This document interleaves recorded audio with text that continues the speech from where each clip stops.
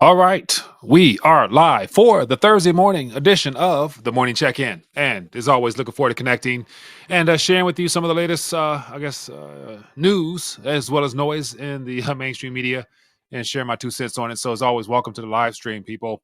Hope everyone is doing well and your day is off to a good start.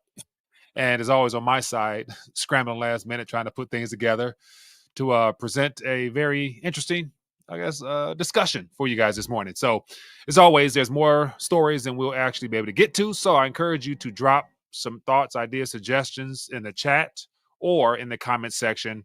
And I do my best to try to read into them and stay up to date, as well as give the community a chance to also keep their eyes and ears open for all types of subject matter. So we had an unfortunate event with the plane going down in DC, and it looks as of now all the lives were lost. And first question comes to mind is, who was on that plane?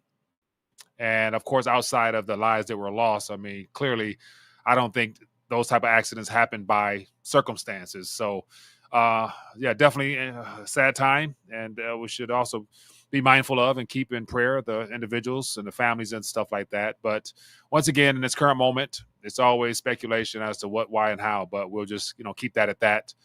And what else we got here? The Federal Reserve decided to pause. Not a surprise. It looks like there's going to be a little political monetary spiel going back and forth between the White House and the Echoes building in D.C. So we'll see how that plays out. But once again, it's interesting how Trump is playing the blame game, blaming the Fed for inflation while also taking advantage of inflation through the request of lowering interest rates so that the markets can be juiced. So it's like, you want, and you want to blame them for inflation, but you need inflation. Take your pick.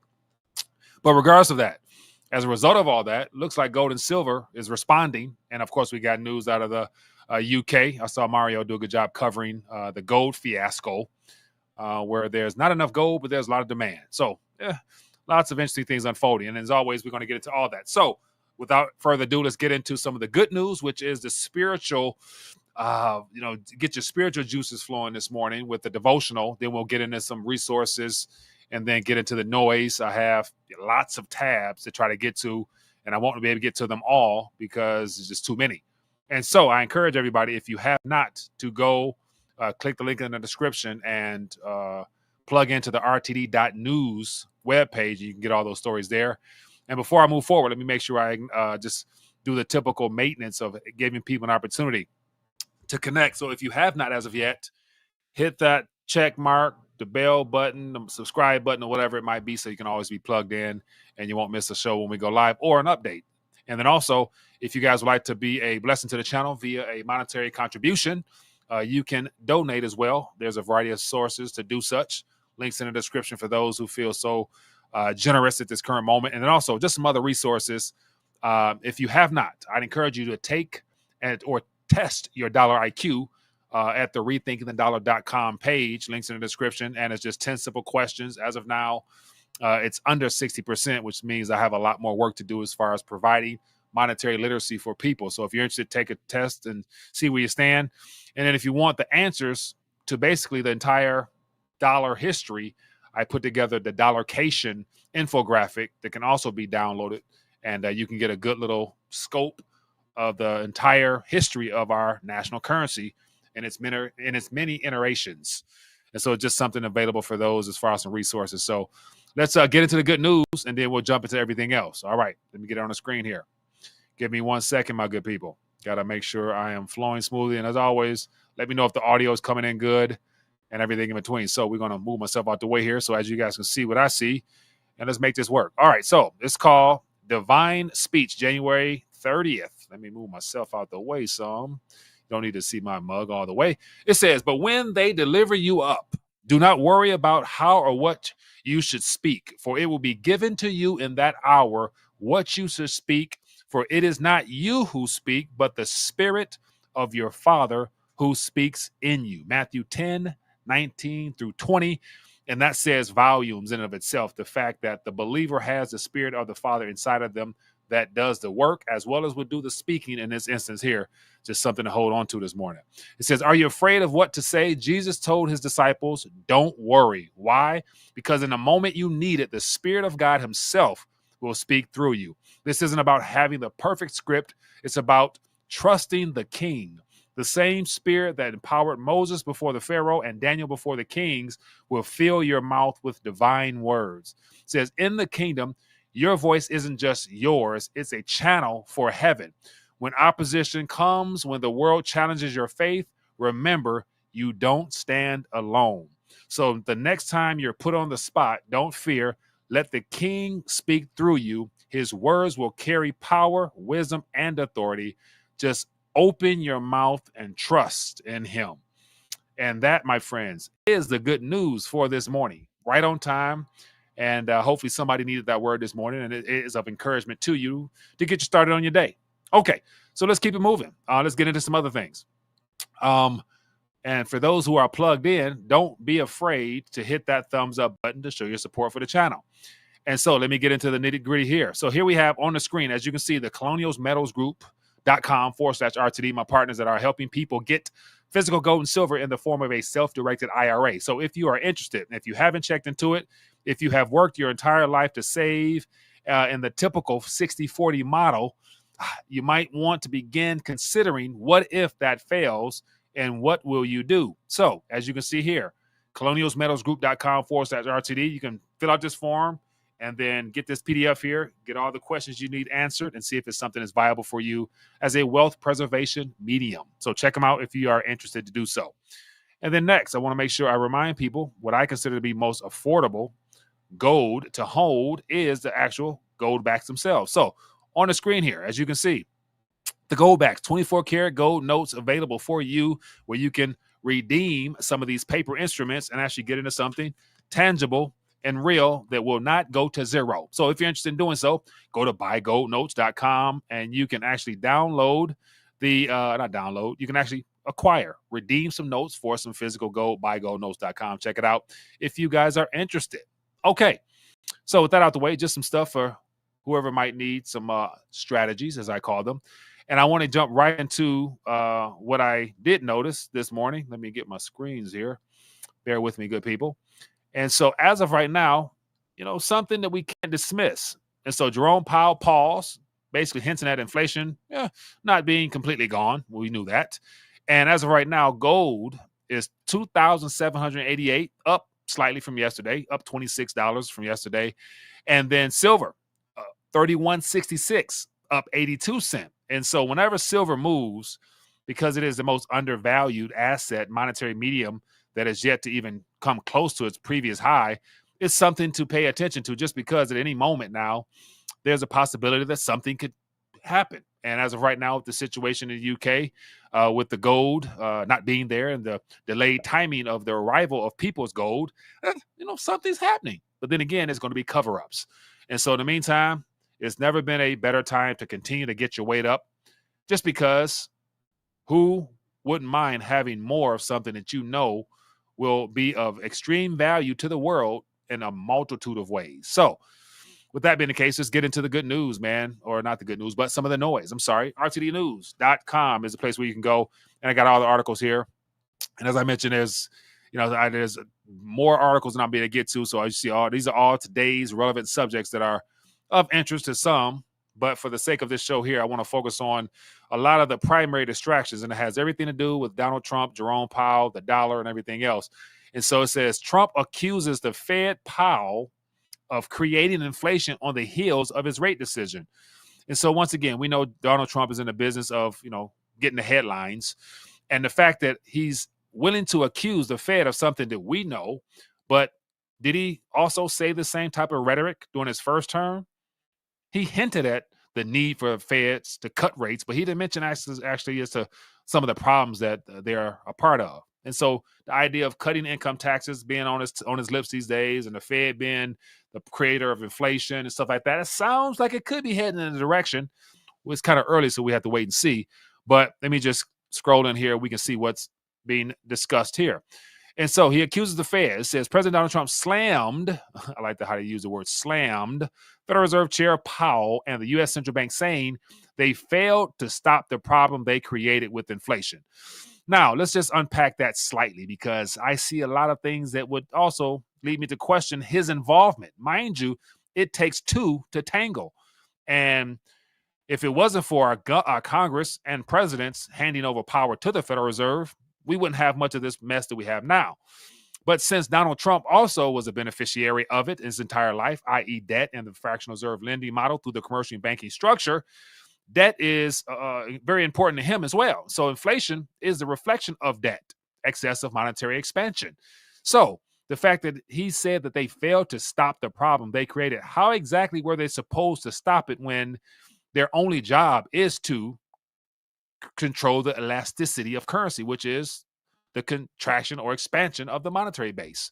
And so when we had that health situation, every central bank decided to expand the currency in circulation. So it was what was necessary. It was what all the governments called upon to help the people with stimmy checks and PPP loans and all that good stuff. So his signature was on all of those, packages they put together up to the tunes of what, $6-7 trillion.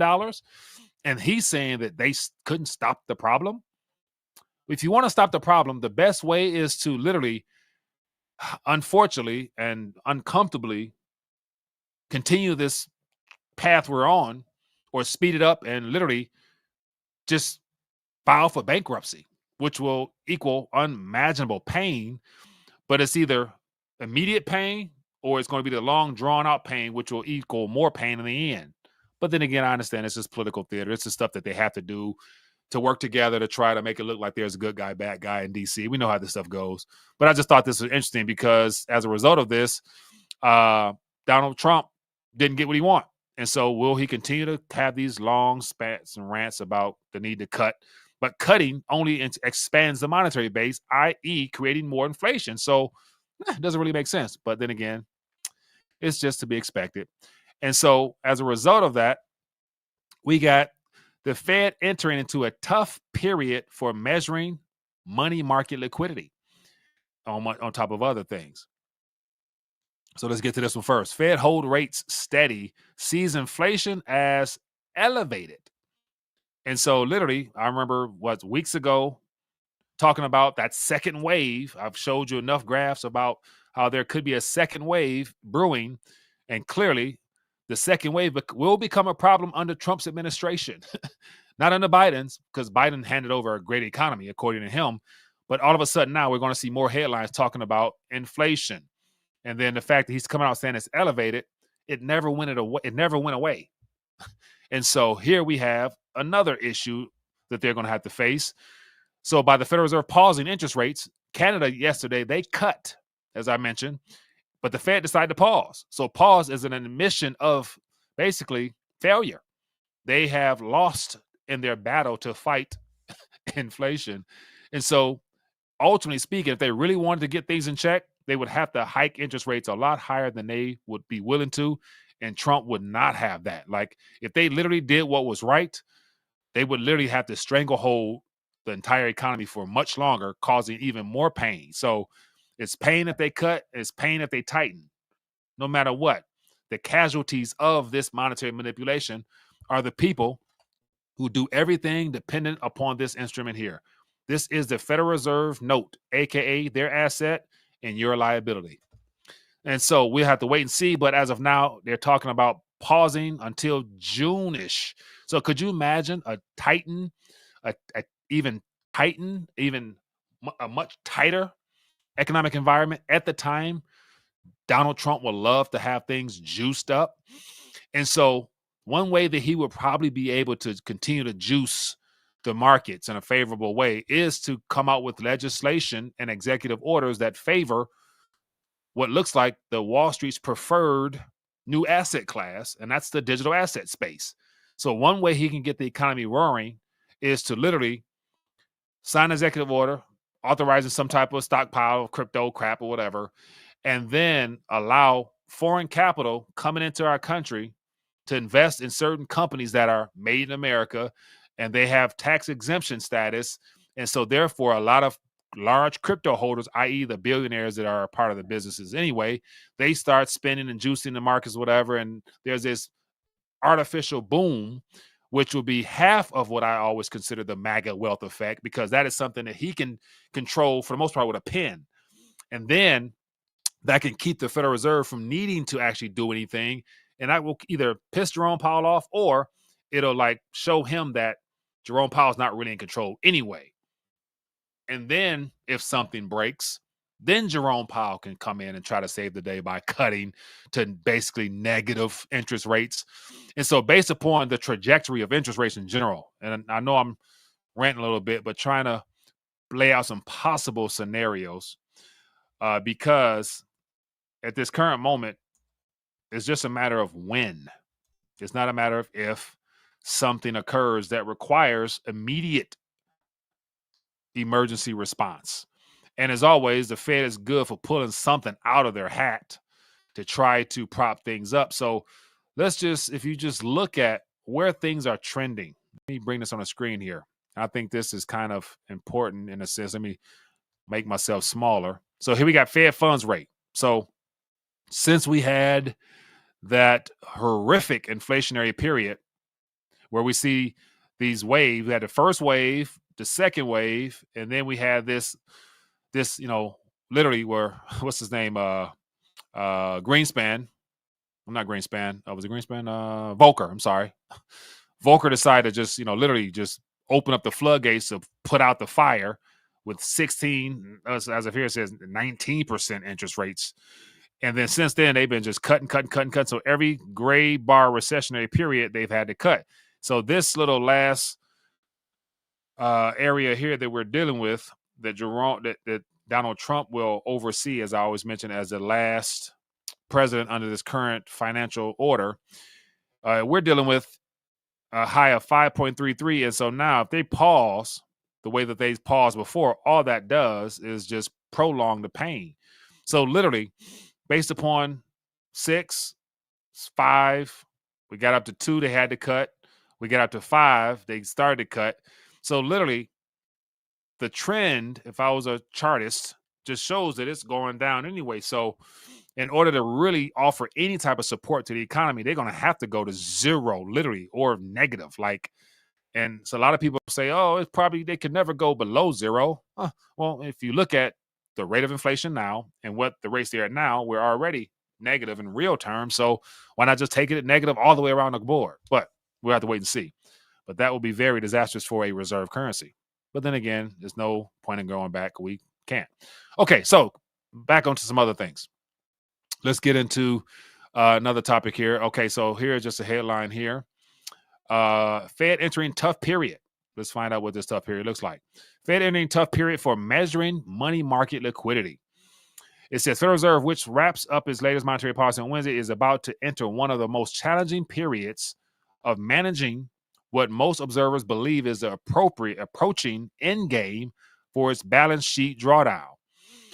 And so the whole QT process, not only have they paused, but what about quantitative tightening? Will they also start to unwind or continue unwinding their balance sheet? We have to wait and see, because at this current moment, there's not many buyers as there were in the past. So who's going to buy them? Some fake proxies, exchange stabilization fund type, funds. But eventually QE will begin, just like in Canada. They hinted at the need to begin buying assets again, as they call it. When the central bank, who creates nothing, has nothing, no reserves, are buying things, where are those funds coming from? It's monopoly currency. And so will the Federal Reserve find itself in the same trap? Very probable. So this whole money market situation, or excess cash parked on the sidelines, what will they do with it? I don't know. We will find out. Okay, let's keep it moving. A couple other things here worth touching on. Let me get out of this article here. Jerome Powell confirms U.S. banks can serve crypto clients. So I remember right when we had the banking event in March of 2023, saying that because of the damage done to the banks, it's just a matter of time before there's some type of framework provided that would allow the commercial banks, i.e. the G-SIBs in particular, to get first dibs at being able to hold the coins and tokens of their retail customers. And of course, the smaller banks eventually, but everything's going to end up making its way to the top like it always has. But I remember saying specifically that the banks need a lifeline, and crypto.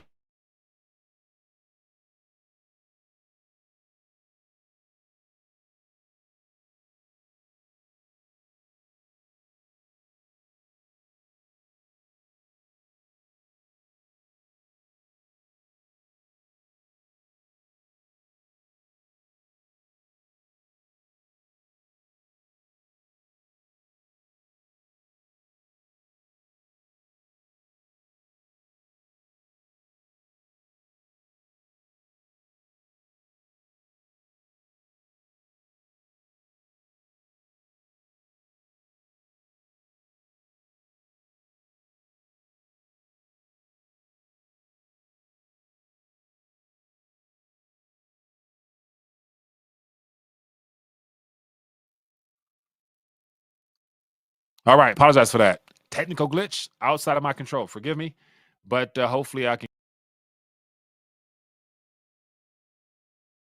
These type of things happen, but here we are nevertheless. Okay, so I'm gonna do the best I can. And once again, these are things that happen beyond my control. Hopefully, I am back. If not, it is just some.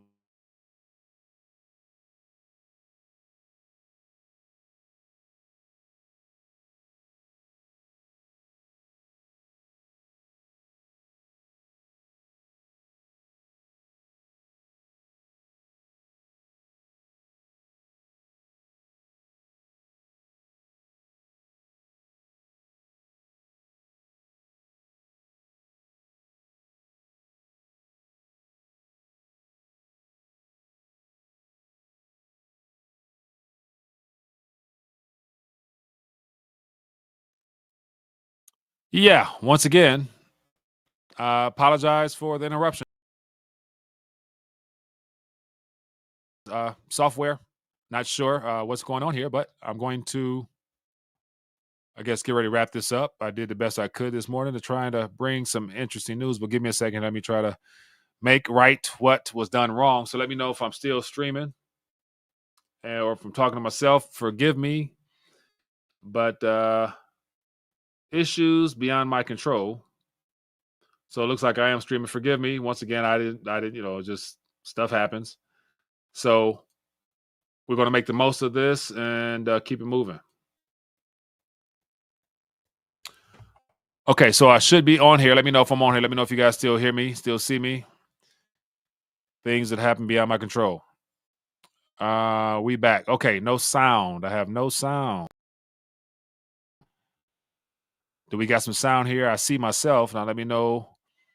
All set. Okay. I apologize for that. Okay, so let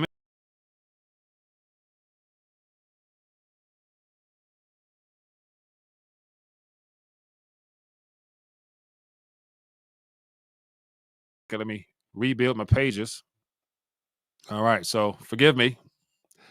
Not quite sure how or why these things happen, but they do. So anyway, we make the most of it. So, okay. So as I mentioned, yeah, banks are in need of any type of additional support. What better way to do that other than bringing in fees and things of that nature? While our president, Donald Trump, becomes the crypto president, creates legislation that favors the banks as well. And so, mind you, Wall Street is always working behind the scenes because they are the primary shareholders of the Federal Reserve. So between the central bank, commercial banks, and the special interests that control all of those entities are ultimately still in control. They just operate through different people. So make no mistake, whoever your favorite president is, they all have to abide by the rules, and the rules are simple. It's either for the banks, by the banks, or nobody eats. And so I'm trying to bring up one of my little visual aids here, but you get my drift here. So make no mistake, none of this is like overly over the top, a shock. We all knew what's needed, what's happening. So the fact that Jerome Powell okays the banks to be able to hold cryptos, you hopefully you saw this coming. It's quite predictable because as I mentioned, as a result of this, I put in the community feed that there can be no great reset unless Bitcoin succeeds, because this digital trap and digital distraction that they've created for the world is a part of the psyop. It's a part of the cover up to make sure that people willingly participate in this transition. Like, how could they get you to the point where you own nothing to be happy unless they lure you in that direction to where they suck everybody in, including their capital, and then the truth is exposed. And then at that moment, you're stuck. But if for some reason our president came out talking about gold and silver and was encouraging Americans to hold silver, or encouraging Americans to let's get back to lawful money that comes from the United States Mint, and he said something like every American should have gold and silver as a way to help preserve and protect themselves while we do this other stuff. Like, that'll be against the grain. That'll be against the globalist agenda. And they can't have that. So they'll tell you crypto is good. It's going to take over. This, that, whatever, because they know where they want you to go. And so in the meantime, between now and the time they get to that point, it's going to be a lot of currency made, because where's that currency coming from? It's going to come from that second wave, and everything else is coming. So just keep that in mind. Nothing is accidental these days. Everything is on purpose. Okay, let's keep it moving. I got more articles here. It says, whenever you feel like you can't lose, the risk of a setback is usually the greatest. .com levels, tech dominance start. Working Americans turn to food banks as Fed inflation battles drag on. Meta to pay Trump $25 million as a part of his little settlement. Fed pivots, wait and see, keep rates toward meme coins. Yep. And my Melania coin and Trump coin catching billions. Let's look at this one. Visualizing how Americans spend their money. So the currency that we have, this is how it's being spent. It is Americans spend their money on, majority of it is housing. And you got transportation, personal insurance or pensions. We got healthcare, food at home, food away from home, entertainment, cash contributions, apparel, education, miscellaneous. But the biggest cost is housing and transportation. The average annual expenditures, look at this number, $77,000. The average. And that's those prices can never go down. Why? Because it's not a part of the plan. Okay, so real quick here, let me check in with the chat, see what's going on. Whatever the thoughts, ideas, suggestions, feel free to put it out there, and we can go from there. If not, I'm going to check in real quick on X, see what's trending, and then we will call in today and keep our eye on a couple of things, which will be the metals price. Oh, give me a second. I forgot one article I did want to touch on. Let me go back here. And let me give me 1 second here. Give me 1 second here. Let me go back here. There's a story I wanted to touch on, and I did not do it. Okay, so the story I wanted to touch on was the whole gold situation. Might as well touch on that real quick, because that is something that will definitely be of interest to a lot of people. It says gold gridlock. Bank of England faces liquidity crisis. And so this is from a Jeremy Martinez, and he just put together some of the key points in reference to the whole Bank of England situation. So I'll just thumb through that. You never know who might be coming across this for the first time. But it says here, the Bank of England is under fire as withdrawal delays for gold stored in its vaults have ballooned to 4 to 8 weeks, up from just a few days. So imagine you put a call in to your broker or to the bank, say, hey, I'd like I'd like to cash in some of these paper contracts and get physical. Okay, sir. It'll be, 2 months before we can actually get to your request, but we'll put you in line. You'll be like, well, we may not have 2 months. Based upon the way things going in the UK, we may not have 2 months. I need my gold now. Sorry, sir. We'll get back to you. How would you feel? It says this unprecedented bottleneck comes amid soaring demand for gold, for bullion leasing in London, and large-scale shipments to U.S. COMEX warehouses, which saw inventories up by 70%. And 70% in 2 months. It says here, industry insiders point to a perfect storm. Speculative hedging tied to potential U.S. tariffs, logistic hurdles and moving gold globally, and a shrinking pool of readily available metal in London. So you got all those issues, tariffs, logistics of moving tonnage, and a shrinking readily pool of available gold above ground equals a perfect storm, according to this particular thing here. It says the Bank of England isn't equipped to handle this surge, said one market expert, highlighting the strain on its non-commercial vaults. And so how will the banksters get themselves out of this? It's to be determined. But it's good to say they've been able to manipulate the game this long. I'm sure they can squeeze out a couple more months, if not years. And so Where would they get the gold from? Let me see. What other country in the Middle East they can afford to invade right now and heist their vaults? I think Iraq is probably sitting on the list. So just, hypothetically speaking, just say, they need gold. Where the gold come from? All the gold it's already been stolen. It's already in the hands of the uber wealthy. And, we need some gold. So let's go invade somebody. So it's good to say the Argentinian gold. Watch this. See, when you look at how the nation states role is quite common. It's criminal in nature. So you look at how like the headlines that have been around for some time now. Like, so look at this headline here. So you put the pieces of the puzzle together, things start to make sense. While all the Wall Street pundits and spooks are talking about, Bitcoin. Here we got nation states moving gold. So the mystery of Argentina's gold. Milei admits that it was transferred abroad without specifying the quantities or destination. So the question is, this was last summer. Where did their gold go, and whose vault is it in now? Because it's good to say Milei is compromised. He was forced to get rid of that gold as a way of showing his loyalty to the globalists, or perhaps he sold it for, whatever purposes. But the Argentinians are not getting their gold back. So that gold was probably used to pacify the last 5 or 6 months of the COMEX and of London, LMBA and all stuff like that, because that gold they had available to move, it was probably theirs. So that's just one theory, but that's not the only one. And so here's another one that probably where their gold was stolen as well, and it was lent out, stolen, whatever you want to put it out there. But the idea of, sending your gold to the criminal institutions that are part of this whole fraud is stuff that should make you say,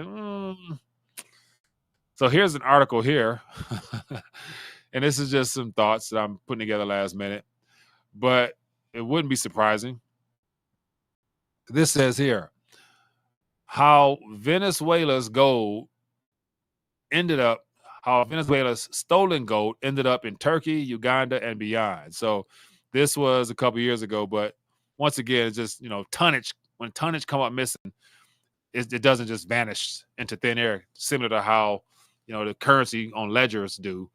But this gold actually ends up somewhere. And imagine, like, while nation states are running towards gold, we have those in the Western Hemisphere being lured into digital assets.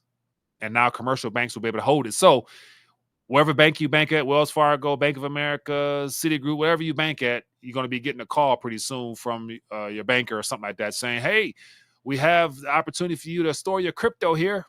And we're paying, 0.01% or something like that on your holdings. We'll protect it for you. Oh, okay, sure. I get to earn interest. Yeah, okay, sure.